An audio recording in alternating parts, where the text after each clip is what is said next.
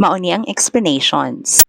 Sayop ning helping verb nga word dinhi sa sentence. Tungod kay sa subject-verb agreement nga rules, ang subject ug ang verb dapat pareho silag number. Kung singular ang subject, singular pod ang verb. And vice versa. Dinhi nga sentence, ang subject kining bouquet. Singular ni. Mao nga dapat was ang helping verb dinhi, dili were.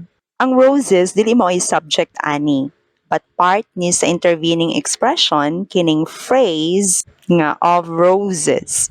Nga ni modify sa noun nga bouquet. Usa ni ka adjective phrase. So dili ta mo-answer sa option B. Ang article nga a sa option A sakto ni. Kay singular noun ang bouquet, pwede siyang parisan og article nga a bouquet. Ang to, sakto po din dinhi. Preposition ni nga kasagarang magsunod sa verb nga deliver para ipasabot asa padulong ang delivery.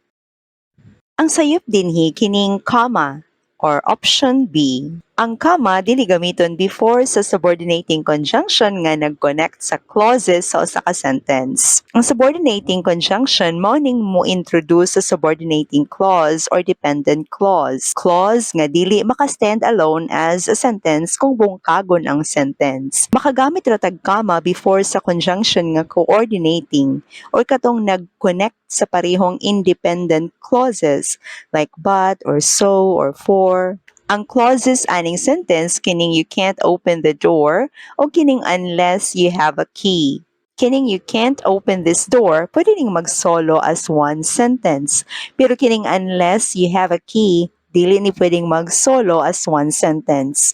Nagkinahanglan ni kuyog nga independent clause para maporma siyang sentence. Og wani nga ni kuyog nis independent clause nga you can't open this door. Nahimo ni siyang dependent clause kay nagsugod ni subordinating conjunction nga unless. Nga ang pasabot except kung naa kay yawi. Dili ka ka-open ani nga pultahan except kung naa kay yawi. Walay problema ang option A dinhi nga can't. Sakto ni siya nga modal auxiliary verb to mean nga dili ka ka-open. Dili pud sayop ang subordinating conjunction nga unless kay nipakita nis meaning nga ni contradict sa first clause. Dili ka open except kung naayawi. Sakto pod ang have nga verb dinhi, plural form kay ang subject niya you. Present simple form kay ang future possibility nga gina-express sa subordinating clauses gamitag present simple tense. Ang helping verb nga has ang sayop dinhi. Ang has, helping verb sa present perfect tense. Sakto ang number ani, singular form, kay singular man ang subject aning sentence, kining assassination. Pero dili sakto ang tense. Ang present perfect tense gamiton para mapakita ang connection sa past o present.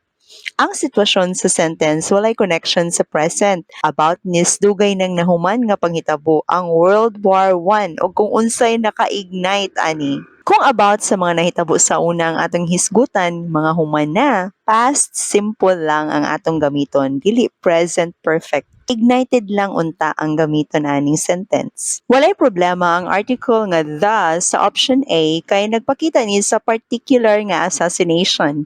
Mao ni ang nagpa-specific sa noun nga assassination. Kato nga assassination, dili lang kay bisan unsa nga assassination. Lipod sayop ang of after sa assassination kay kini nga preposition ang magsunod sa noun nga assassination para ipakita kinsay gi-assassinate.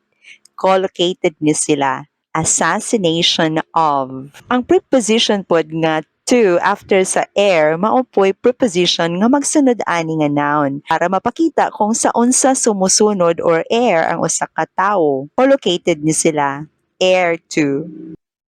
Sayop ang linking verb dinhi nga is. Kay wala ni mo agree sa number sa iyahang subject. Ang subject dinhi nga police usa ka plural noun. Ang hugpong sa kapulisan. Sa in English pa, the police na siya. Og plural ni sa English language. So plural pod ang iyahang verb form nga kapartner. Maong are ang sakto unta dinhi. Ang article nga the kuyog jud nis police. Dili ta moingon sa English language og police are here ra or they called police.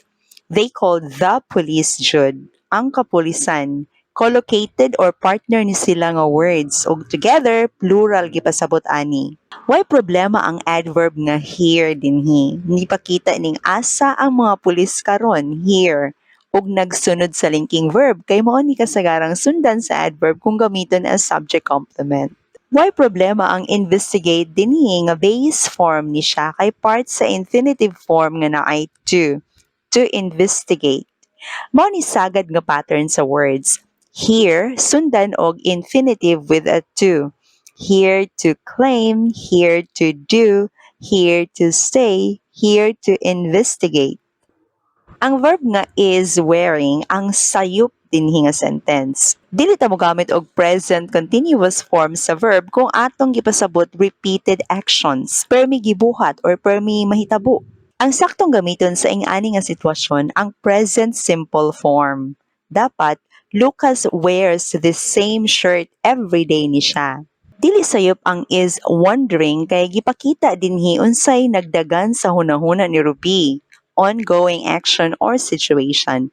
Padayon nga naa sa iyahang hunahuna ug ngano kaha walay laing context or sitwasyon nga gipakita related sa iyahang pagwonder, walay time nga gi-specify kung kanusa, so dili ta mo sango ani gipasabot ani nga karon ni. Why problema ang why po dinhi? Gigamit ni para mapakita unsay gikahibulungan ni Ruby. Collocated pod this verb nga wonder. Most of the time, ang wonder sumpayag why. Wonder why. Wondering why. Wala po'y problema ang everyday. Usa ni ka adverb nga gipasabot daily, kada adlaw. Kung kini ang iyahang meaning, adverb of time, separated yun ang every ug ang day. Katong one word nga everyday, adjective to. Kasagaran, sundan to og noun nga iyahang i-modify like everyday styles, everyday clothes, everyday life.